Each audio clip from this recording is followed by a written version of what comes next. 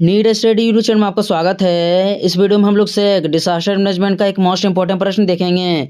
प्रश्न हमारा है, आपदा क्या है, आपदा के प्रकारों का वर्णन करें। तो जो आपको ये क्वेश्चन दिख रहा है एकदम सिंपल है, आपको रटना नहीं है। इस तरह से मैं आपको समझाऊंगा ना, सीधे आपके दिमाग में घुसेगा। तो जो आपको ये प्रश्न दिख रहा है, आपदा क्या है, इसके कौन कौन से प्रकार हैं, तो ये मोस्ट वीवाई क्वेश्चन है। जितना भी मैं क्वेश्चन कराता हूँ सभी एग्जाम में आने के लायक रहता है, तभी क्वेश्चन कराता हूँ। तो आप लोग क्या करो, इनको पढ़ लो अच्छी तरह से, काफ़ी चांसेस बनता है कि आपके एग्जाम में प्रश्न आएगा। तो चलते हम लोग समझते हैं सबसे पहले कि आपदा क्या होता है, क्योंकि यहाँ पर पूछा जा रहा है आपदा क्या है। तो आंसर देखते हैं हम लोग। अचानक घटने वाली कोई भी मानवीय या प्राकृतिक घटना जिससे भारी मात्रा में जनधन की हानि होती है, आपदा कहलाती है। जैसे बाढ़, भूकंप, सुनामी, भूस्खलन, रेल दुर्घटना, महामारी, आतंकवादी हमले आदि। अच्छी तरह से समझते जाना आपको। अचानक घटने वाली कोई भी मानवीय प्राकृतिक घटना जिससे जन की हानि हो गया, लोग मर गए, धन की हानि हुआ, इसी को क्या कहेंगे हम लोग, आपदा कहेंगे। जैसे बाढ़, भूकंप, सुनामी, भूस्खलन, रेल दुर्घटना, महामारी, आतंकवादी हमले। अच्छी तरह से समझना, जो भी मैंने आपको यहाँ पर उदाहरण बताया, जैसे भूकंप, भूकंप आपको थोड़ी ना बता के आएगा कि मैं भूकंप हूँ, मैं आ रहा हूँ यहाँ पर। ये सभी जो भी रहता है सभी अचानक घटता है, इससे काफ़ी लोग मर जाते हैं, काफ़ी जनधन की हानि होता है। तो इसी को क्या कहते हैं, आपदा कहते हैं। अचानक घटने वाली कोई भी मानवीय प्राकृतिक घटना जिससे जन और धन की हानि होती है, आपदा कहलाती है। तो आप लोग समझ गए होंगे आपदा के बारे में। अब हम लोग देखते हैं इसके कौन कौन से प्रकार हैं। तो देखते हैं, अब अगला हेडिंग आपको क्या देना है, आपदा के प्रकार देना है। तो आगे देखो आप लोग, देखो यहाँ पर आपको दिख रहा होगा आपदा के दो प्रकार होते हैं। कितने प्रकार होते हैं, दो प्रकार होते हैं। पहला है प्राकृतिक आपदा और दूसरा है मानवीय आपदा। जो आपदा प्रकृति के कारण अपने आप घटती है उसे प्राकृतिक आपदा कहते हैं, जबकि जो आपदाएं मनुष्य के द्वारा या मानवीय भूल के कारण उत्पन्न होती है उसे मानवीय आपदा कहते हैं। तो यहाँ पर जो प्राकृतिक आपदा आपको दिख रहा है इसका बहुत सारा उदाहरण है। आप यहाँ देखो, पहले बाढ़, सूखा, भूकंप, सुनामी, भूस्खलन, चक्रवात, ज्वालामुखी विस्फोट, आकाशीय बिजली। तो ये सभी प्राकृतिक आपदा के उदाहरण हैं। इसके अलावा भी मानवीय आपदा के उदाहरण आप लोग देखो, रेल दुर्घटना, वायु दुर्घटना, औद्योगिक दुर्घटना, आतंकवादी हमले, आग लगना, हिंसात्मक दंगा, दो देशों के बीच युद्ध और इमारत का ढहना। तो यदि आपदा का प्रकार पूछा जाता है तो आपको क्या करना है, इन सभी टॉपिकों के बारे में जितना आप चाहो उतना लिख सकती हो। जैसे, लेकिन करना क्या है, जितना मन तितना लिखोगे तो आपको टाइम तो इसी में निकल जाएगा।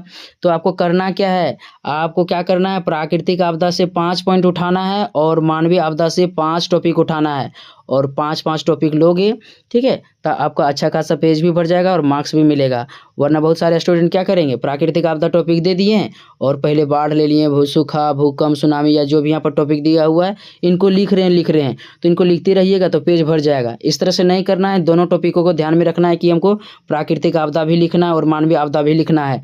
तो आप जो चाहो इसमें से 5 पॉइंट ले लो और इसमें से 5 पॉइंट ले लो, तो दोनों टॉपिक आपका कवर हो जाएगा। तो क्या क्या लिखना है इन सब में अभी मैं आपको बताता हूँ। चलते हैं हम लोग देखते हैं क्या क्या आपको लिखना है इन सभी टॉपिकों में। नेक्स्ट पॉइंट आपको देना है प्राकृतिक आपदा। तो प्राकृतिक आपदा में आप लोग क्या लिखिएगा, जो अभी हम लोगों ने उदाहरण देखा उसमें से 5 टॉपिक ले लेना है। कोई भी आप टॉपिक ले सकते हो अपने मर्जी से। तो उसमें हम लोग ले लेंगे 5 टॉपिक और उसके बारे में हम लोग लिखेंगे। तो पहला टॉपिक हम लोग लिए हैं भूस्खलन। भूस्खलन जिसे इंग्लिश में लैंडस्लाइड कहा जाता है, जब किसी ढालू भूभाग पर मिट्टी या चट्टानें ऊपर से नीचे की ओर खिसकती या लुढ़कती है तो उसे भूस्खलन कहा जाता है। इतना आपको लिख देना है। जैसे भूस्खलन वाला टॉपिक लीजिएगा, जब कोई पहाड़ी क्षेत्र से क्या होता है, कोई चट्टान धंस जाता है, मिट्टी धंस जाता है, तो इसे भूस्खलन कहा जाता है। इस प्रकार से आपको लिखना है। आगे देखो आप लोग, भूस्खलन मुख्यतः गुरुत्वाकर्षण बल, भूकंप, नदी अपरदन तथा वनों की कटाई इत्यादि के कारण होता है। यानी पहाड़ी क्षेत्रों में जब हम लोग उसमें जो पेड़ रहेगा उसको काट देंगे तो यहाँ क्या होगा, ये वाला भाग धंस जाएगा, इसी को हम लोग भूस्खलन कहेंगे। या फिर गुरुत्वाकर्षण बल हो गया, पृथ्वी का गुरुत्वाकर्षण बल के कारण भी कभी कभी पहाड़ सब जो रहता है ना कमजोर होकर धंस जाता है। तो इस प्रकार से आपको लिखते जाना है, ज़्यादा आपको रटना नहीं है, ठीक है। देखो आप लोग अगला दूसरा पॉइंट आपको देना है भूकंप। तो भूकंप के बारे में आप लोग जानते ही होंगे, कम से कम 5 तो 6 लाइन इसके बारे में लिख ही सकते हो अपन मन से। तो जो भी आएगा दिमाग में आपको इसके बारे में टॉपिक लेकर के लिख देना है। क्या लिखना है यहाँ पर आप लोग देखो, भूकंप जिसे दुनिया का सबसे विनाशक प्राकृतिक आपदा माना जाता है, यह 2 शब्दों भू जोड़ कंप से मिलकर बना है। भू का अर्थ है पृथ्वी और कंप का अर्थ है कांपना, अर्थात पृथ्वी के कंपन या हिलने डुलने की प्रक्रिया भूकंप कहलाती है। तो जो भी आपको समझ में आ रहा है इससे रिलेटेड आपको लिखते जाना है। भूकंप क्या है, भूकंप 2 शब्दों भू जोड़ कंप से मिलकर बना है। भू का अर्थ होता है पृथ्वी और कंप का अर्थ होता है कांपना, अर्थात जब पृथ्वी कांपती है, हिलती डुलती है, तो इसे भूकंप कहा जाता है। यह सबसे विनाशक प्राकृतिक आपदा है। यानी प्रति वर्ष क्या होता है, कोई ना कोई देश में भूकंप आ जाता है जहाँ पर काफ़ी मात्रा में, भारी मात्रा में जन और धन की हानि होती है। तो इस टाइप की आपको लिखना पड़ेगा। तो यह था भूकंप के बारे में। नेक्स्ट देखो आप लोग, तीसरा टॉपिक हम लोग क्या लिए हैं, बाढ़ लिए हैं। तो बाढ़ को देखो आप लोग, बाढ़ का सामान्य अर्थ किसी विस्तृत क्षेत्र का जलमग्न हो जाना है। जब अत्यधिक वर्षा, बादल फटने या अन्य मानवीय प्राकृतिक घटनाओं के कारण जब कोई विस्तृत क्षेत्र जलमग्न हो जाता है तो इस स्थिति को बाढ़ कहा जाता है। तो बाढ़ का मतलब वही है कि कोई विस्तृत क्षेत्र क्या होगा, वहाँ पर ज़्यादा पानी भर जाएगा। जहाँ आप देखो, जिधर भी देखोगे वहाँ पर पानी पानी दिखेगा, इस स्थिति को ही बाढ़ कहा जाता है। तो इस तरह से आपको समझते जाना और लिखते जाना है। बाकी मैंने यहाँ थ्योरी दे दिया है, एक बार आप पढ़िएगा तो आपको समझ में आ जाएगा। नेक्स्ट देखो आप लोग, चौथा पॉइंट यहाँ पर है सुनामी। सुनामी को देखो आप लोग, सुनामी एक जापानी शब्द है जो मुख्यतः दो शब्दों सु और नामी से मिलकर बना है। सु का अर्थ है समुद्र तट और नामी का अर्थ है भयानक लहरें। अर्थात जो भयानक लहरें समुद्र तट की ओर जाती है उसे सुनामी कहा जाता है। तो इससे संबंधित आप लोग लिख सकते हो एग्जाम में। सुनामी क्या है, सुनामी एक जापानी शब्द है। सुनामी दो शब्दों सु और नामी से मिलकर बना है। सु का अर्थ होता है समुद्र तट और नामी का अर्थ होता है भयानक लहरें, यानी जो भयानक लहरें समुद्र तट की ओर आती है इसे सुनामी कहा जाता है। ठीक है, तो ये चौथा पॉइंट था। नेक्स्ट देखो आप लोग, पांचवा पॉइंट आपको देना है सूखा। तो सूखा के बारे में क्या लिखना है, यहाँ देखो आप लोग, सूखा यानी कि ड्राउट। सूखा एक प्रमुख प्राकृतिक आपदा है जो मानवीय चिंता का एक प्रमुख विषय है। जब किसी क्षेत्र में लंबे समय तक वर्षा नहीं होती है तो इससे वहाँ जल संकट उत्पन्न हो जाती है। इस स्थिति को ही सूखा कहा जाता है। तो सूखा के बारे में आप लोग लिख सकते हो, जब किसी क्षेत्र में पानी नहीं पड़ता है तो वहाँ पानी की कमी हो जाती है, इससे वहाँ सूखा पड़ने लगता है। जो भी भूमिगत जल होता है वह नीचे चला जाता है, इस स्थिति को सूखा कहा जाता है। तो यह पांचवा पॉइंट था। नेक्स्ट देखो आप लोग, छठा पॉइंट आपको देना है चक्रवात यानी साइक्लोन। तो देखो मैं आपको यहाँ 6 टॉपिक बता रहा हूँ, लेकिन एग्जाम में आपको 5 टॉपिक लिखना है। 5 टॉपिक प्राकृतिक आपदा से और 5 टॉपिक मानवीय आपदा से। तो यहाँ आप लोग देख लो, चक्रवात में आपको क्या लिखना है। चक्रवात का अर्थ चक्रदार हवाएं हैं, अर्थात जब किसी क्षेत्र में केंद्र में कम दाब होने के कारण बाहर की ओर दाब बढ़ जाती है तो हवाएं गोल गोल चक्कर लगाने लगती है। इस स्थिति को ही चक्रवात कहा जाता है। यह एक विनाशक प्राकृतिक आपदा है। अच्छी तरह से समझना है, चक्रवात क्या है, एक विनाशक प्राकृतिक आपदा है। एक लाइन आप लोग लिख लिए, उसके बाद लिखोगे आप लोग चक्रवात का मतलब होता है चक्रदार हवाएं। जब किसी क्षेत्र में वायु दाब कम हो जाता है तो बाहर का क्षेत्र जो रहता है वहाँ पर वायु दाब बढ़ जाता है, इससे हवाएं क्या होती है, चक्कर लगाने लगती है। इसी को ही चक्रवात कहते हैं। तो इस प्रकार से आप लोग लिख सकते हो। इसके अलावा मैंने यहाँ पर 7 और 8 टॉपिक भी दिया है। यहाँ देखो आप लोग, ज्वालामुखी विस्फोट, ज्वालामुखी विस्फोट के बारे में लिख सकते हैं, या फिर जंगल में आग लगना। जंगल में आग कैसे लगता है, इनके बारे में आपको 5 से 6 लाइन लिखना है। कोई भी आपको 5 टॉपिक लिख देना है। तो यह था कौन, यह प्राकृतिक आपदा था। अब हम लोग नेक्स्ट देखते हैं।